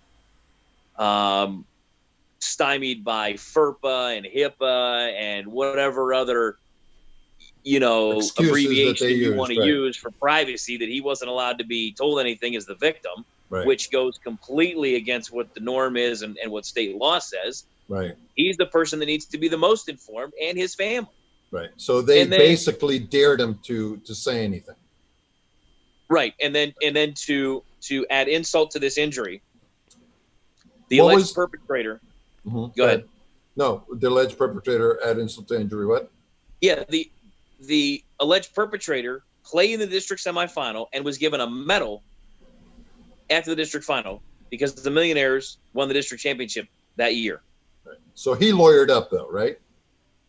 Yeah, and the ironic thing is the lawyer, George Lepley, that the family retained, the perpetrator's family retained, happened to be staying in the same hotel in Myrtle Beach in a room next to one of the others on the room list that I've obtained from the Atlantica Resort, where the Booster Club and the school bought and paid for a set of rooms from the bottom floor to the top floor, and there's no telling where anybody stayed in between, everybody, because there's no room list. No room list, no chaperones. No chaperones. Is this normal? That's in an affidavit from Wanda Erb obtaining the right to know law requests. Right. Wanda Erb is the right to know officer for the district. Who, by the way, everybody, has been on vacation recently, and because of where she went on vacation, I got this from the school district in writing in response to recent right to know request. She's now in self-quarantine because of the governor's orders, because she went to one of the hot states. So you're not going to be able to get any information until she gets back, at least. Well, I don't want to let the cat out of the bag. Let's just say the conversations going on in regard to the right to know request are quite positive now. Okay. So let me ask you this. The investigation is held. What kind of final report was submitted to the Williamsport Area School District regarding this incident and this investigation? We took care of it. Law enforcement was right there with us, step for step. Case closed. June 5th, 2018. So, And that was relayed by Fred Holland to the school board, and that's been put into the record in the open in a school board meeting. so give us some context as to what that means. What happened to the final report? Brandon Pardo has it. And when did the Williamsport Area School District board members get to see it? I don't know if they've ever seen it. Do My you know- understanding do is you know there if was it even a exists? report given. There was a, yeah, there's a report. Absolutely. There's notes, phone records. There's potentially the video that's in Brandon's possession. I mean, there's any number of things that Brandon Pardo has that have been asked for in right to know. Let me ask you this just real quick. Is it your belief that the school board members at least know of these allegations, or have you talked to any of them specifically? The board was informed on June 5th, 2018, the case was closed. And why? So they know of the allegations. Now, keep something in mind, everybody. As of and I'll give the board the benefit of the doubt. Let's just say no later than June 5th, 2018. Did any board member call the Myrtle Beach police? Right. No. So the answer to your question, Rob, is no. So far as we know, there is no evidence that the board knows of the allegations to Now, this day. Carlos, as a follow-up to your question, guess when the final law enforcement report on this case was written? Yeah, no, I'll and get to it. submitted? I'll get to Okay. it, but we're running over this. And what we're running over is, to this day, none of the board members in the Williamsport Area School District there is no evidence that none of the board members know of any of the allegations at all, because the final report was never submitted. Right, but which I get, which is heinous. But my question is, I mean, we would be naive to think that in a small town of Williamsport they haven't heard of these allegations. Or did either of you specifically? There's no evidence. There's no evidence. Okay, and I'm not in Williamsport, and I've heard of the allegation. My claim is this. There's no evidence that the board members themselves have heard of them in an official capacity. Well, You heard of it because it's anecdotal information that you received from us, but in an official capacity for the board, there is no evidence that they've heard of it. There has been no final report submitted, and there is no evidence that anybody on the board saw that final report. Okay, but here's why I bring this up. It would be naive to think they haven't heard in the same context that I've heard or Sarah's heard. And we do know that they were at least informed that there was some sort of investigation that was closed, correct? The reason that this is important is, if I was on the school board and I even heard anecdotally that there was a sexual assault against students that I kind of, as a school board member, was obligated to look out for the interest for, I would have made some phone calls and said, I'm just going to make sure that this is on the up and up. That's my question, because that same school board is then saying, oh, by the way, our school district's systemically racist. And I hear your question, except one board member, one. Everybody else has said nothing. Right, that's the point. Exactly. And it's horrific. And like it didn't even happen, Rob. Let me just ask a couple of questions just for our general audience. Todd, are there other media groups in the Williamsport area? And if so, did they cover this story? Yes. And how did they cover? Penn Live's done, I think, 2 stories. Sun Gazette's done 1, and that was copy and paste what the district sent him. WNEP actually has an interview with John Doe 1's family, and apparently has seen and or was prepared to air the video of the alleged incident, and their lawyer said it is so appalling you can't air it. Let me ask you this.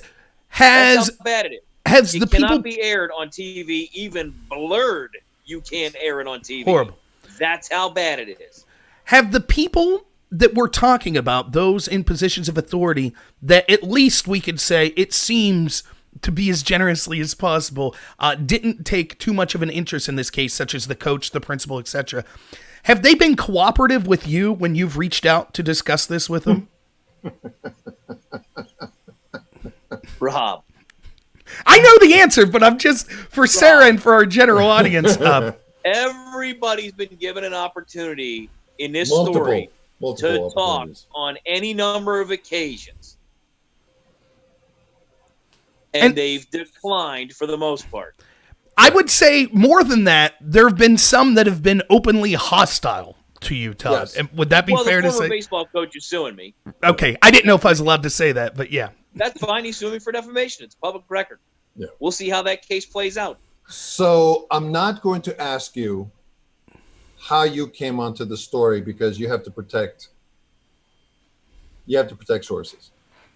But once you came onto the story, what was the inciting incident based on comments made by the Williamsport Area School District solicitor that made you think that something bad happened? 2 things. Well, 3. 1, nobody was taking John Doe 1 seriously. So in the aftermath of Penn State and Jerry Sandusky, you're not taking a victim seriously? That's 1. Then there's a video.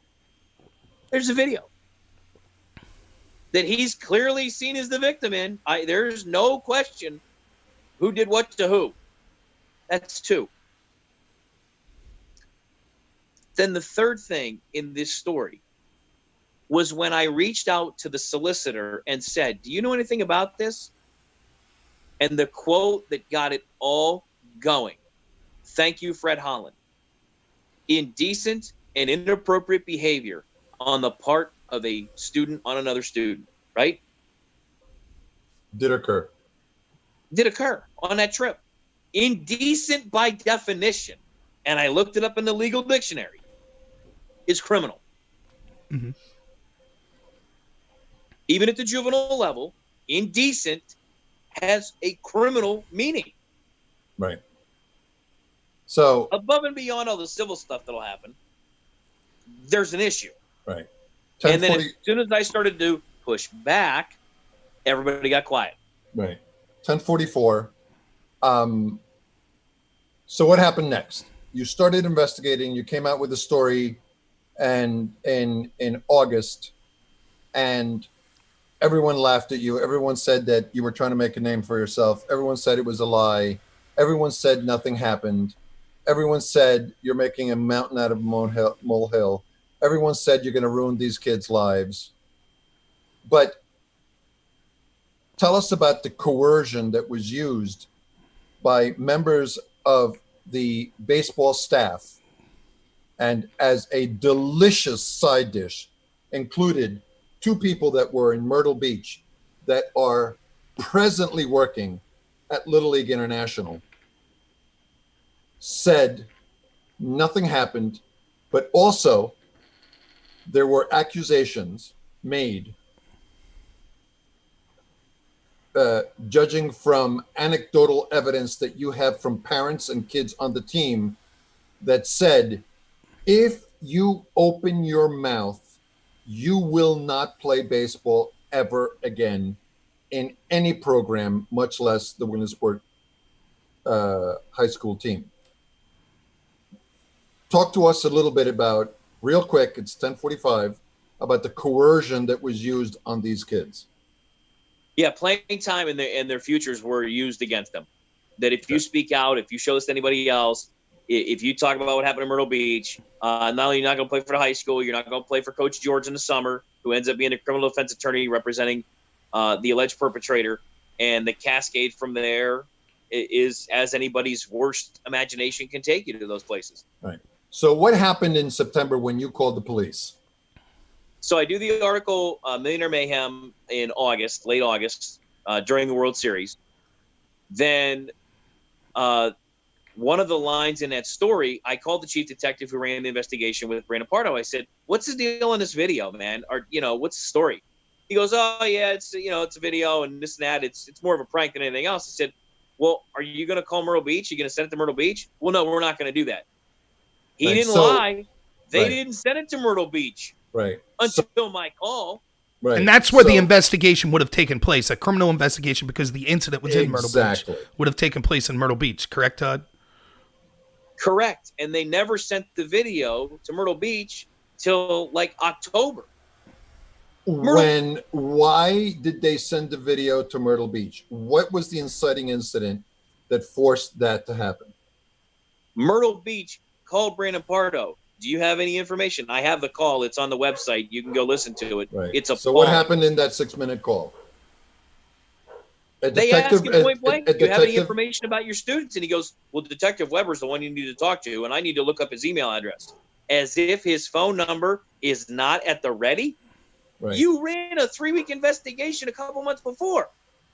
So the high school principal in Williamsport, when a detective from Myrtle Beach called regarding this issue, on 3 different occasions, misled that detective by telling him that he had no information about what happened in Myrtle Beach and that he should talk to the lead detective, Willie Weber, at the Lycoming County Prosecutor's Office, and never told the Myrtle Beach Police Department, when he had them on the phone, that he ran an internal investigation on this very same incident. And oh, by the way, here's a little footnote for you. My sources are telling me that most likely he had also had possession of the video by that point. So Myrtle Beach then calls Willie Weber, and what happens then? They got the runaround to begin with. Right. That's documented in the phone call. Right. They finally get a hold of him, and they say, well, if we can get all your notes and your reports and everything and this and that and the other, if you could send that to us, it takes him 10 days. Right. Do you know why it took him 10 days? Why? He had never done a report off the original Childline call in May. So let's summarize. The principal did an investigation on himself and never submitted a final report. And the lead detective in Lycoming County Prosecutor's Office apparently did an investigation based on the fact that he got the Childline call and never did a report. Until Myrtle Beach asked for it 5 months later. In October. Correct. These are the facts. This is not They are Carlos. indefensible, indisputable facts, Carlos. Right. I have all the police report documents from Myrtle Beach obtained in FOIA and obtained in Right to Know. They're indisputable. Right. So what happens next? Or what happened after that? He sends the video. Right.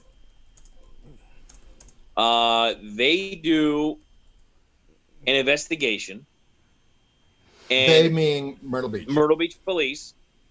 They have a really hard time getting a hold of the victim at that point. At this point, the victim's family has been played like a fiddle by a fake attorney sent in by a local idiot trying to make a name for himself. Right. Who's connected to the Williamsport Area School District Board.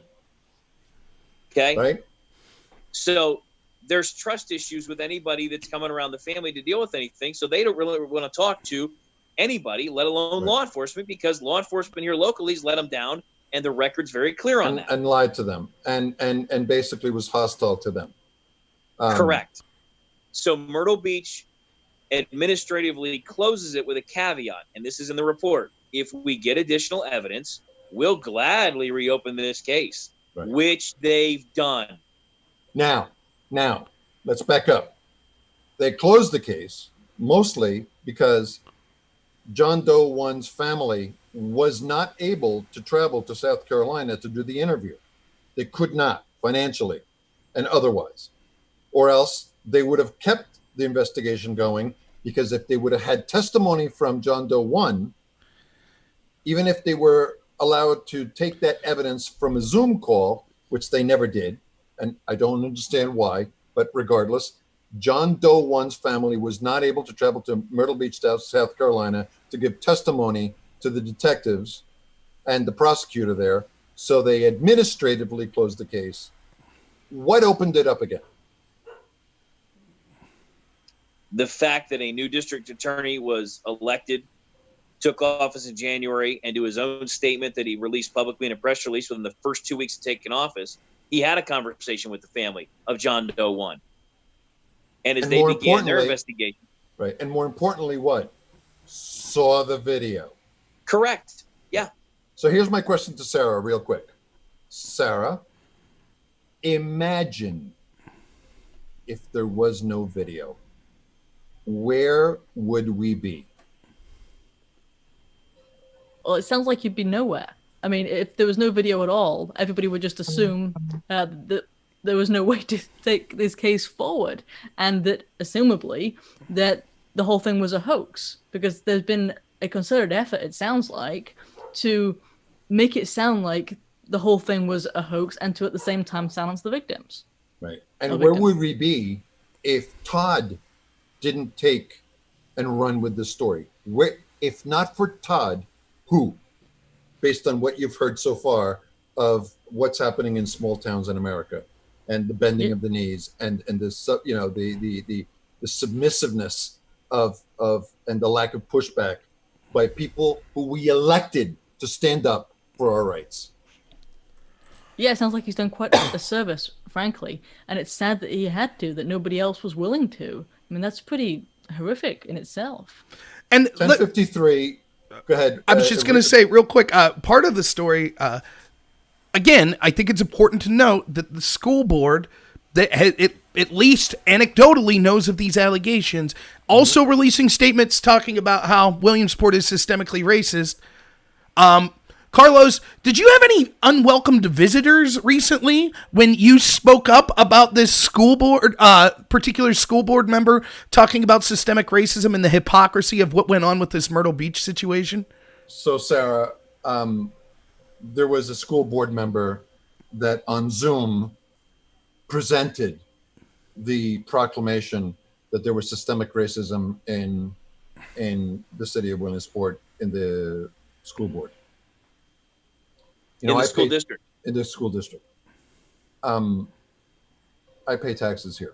I own a home here. I'm paying the freight. You understand me? Yep. And since I'm paying the freight, I'm not going to stand up and allow you to call me a racist. Ever.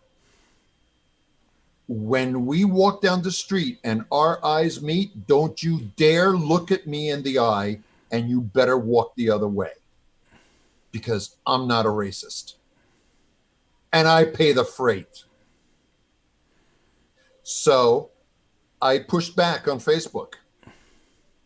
And I told this woman on Facebook, or one of her acolytes, that we were going to do everything possible to reject these people and to push back.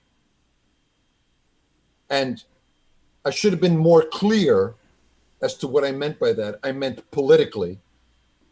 Right. For us to be able to stand up and fight these people and use any means necessary. I meant politically. I should have been more clear. Sure, and I just want to say... They called the police, and the police showed up at my house. And the police showed up at my house and asked me to clarify my statements. So I did. So they called me a coward behind the keyboard. And of course, you know, I don't look at the world through race. I don't look at them. So I have a blind spot. My blind spot is that I don't consider myself Latino. I consider myself an American. Mm-hmm. I bought into the whole entire thing. My wife, on the other hand, didn't feel that way. And she made a very strong point as she basically answered them on Facebook. You sent the police to our house and called us coward, called my husband coward. And he's Latino. And it's okay for you to attack other minorities and call them racist and still be able to make your point and virtue signal as to what you're doing. And that's the whole entire point.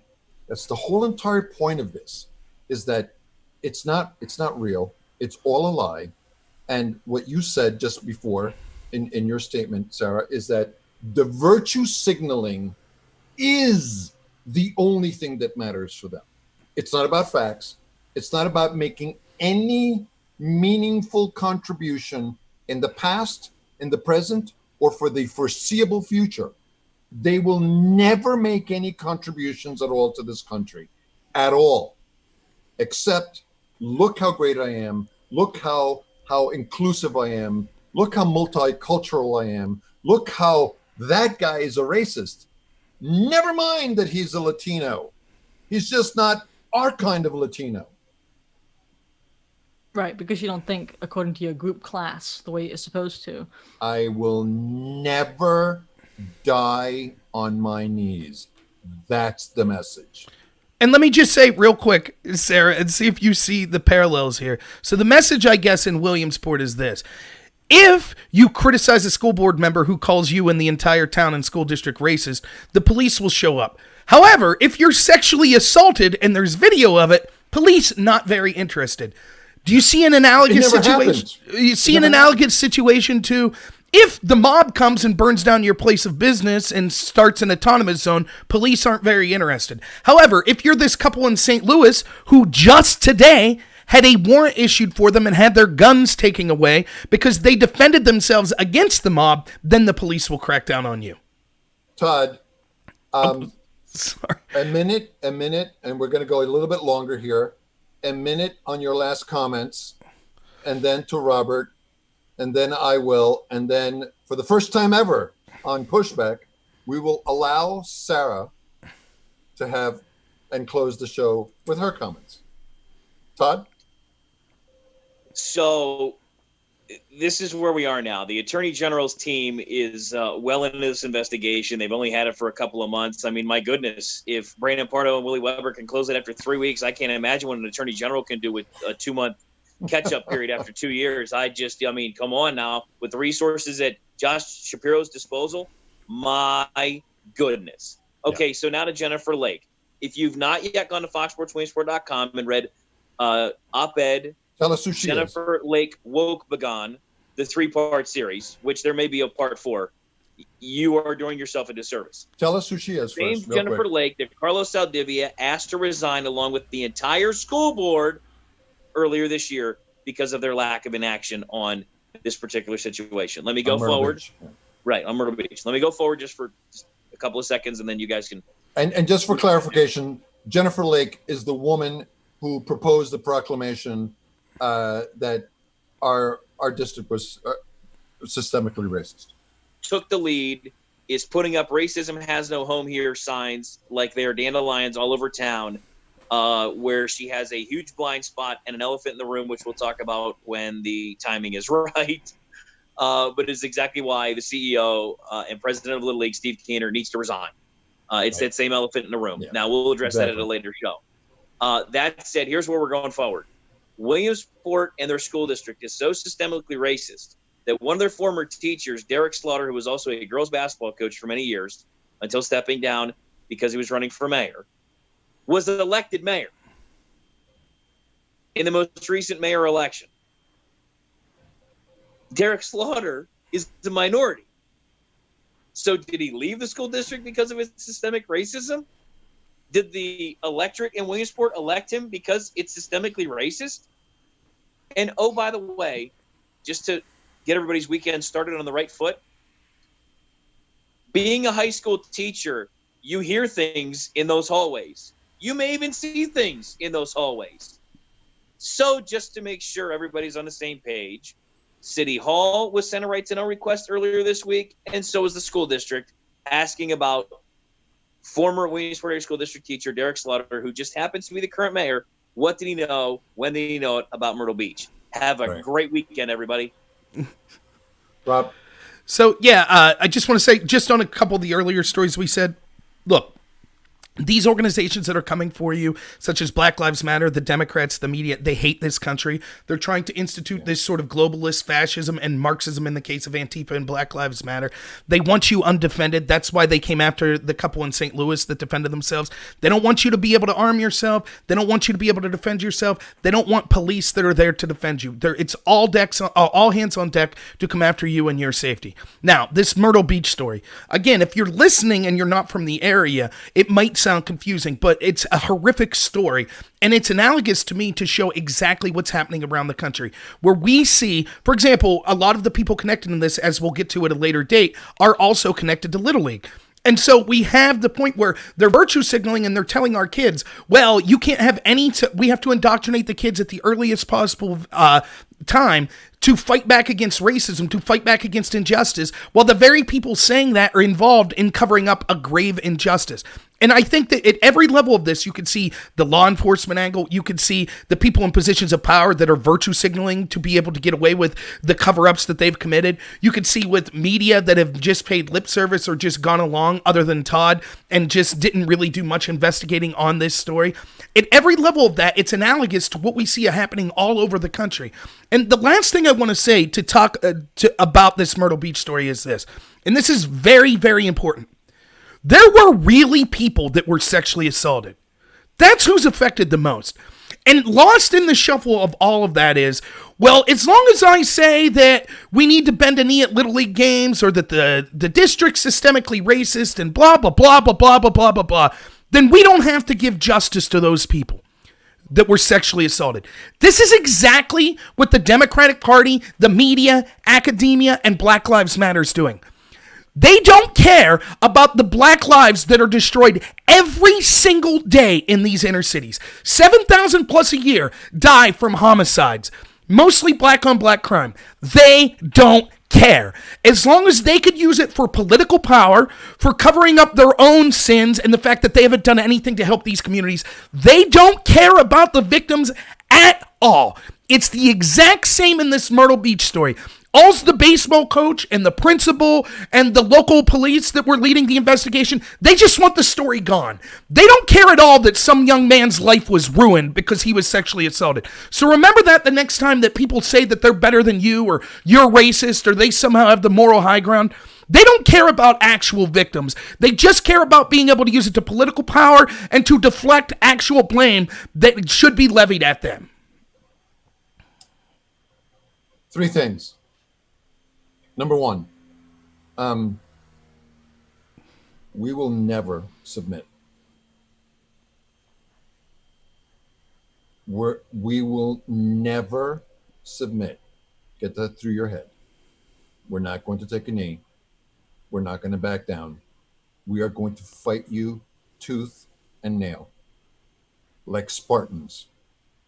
There's a reason why we remember every single name of those 300 Spartans and their leader, Leonidas, 2,500 years later. We will never submit. Number 2, ask yourself the following question if you're a citizen of Williamsport. Did the black mayor that was just elected, Derek Slaughter, who used to work for the school district, did he leave and run for mayor because there were systemically racist components within the district? And if we're so systemically racist, how in the hell did we elect a black mayor in the city of Williamsport? I want you to think about that.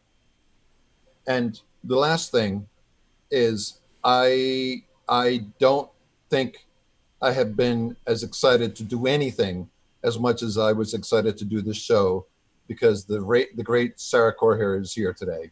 And because of that, Sarah, give us your final comments and close us out here. Well, firstly, guys, I want to thank the 3 of you for having me on. I do really appreciate it, and I had a great time here this morning. But in reference to what's going on in your somewhat local issue, I want to say that, it doesn't sound like there's any systemic racism issue at all, as there doesn't seem to be in America, frankly. But there is a systemic problem. Yep.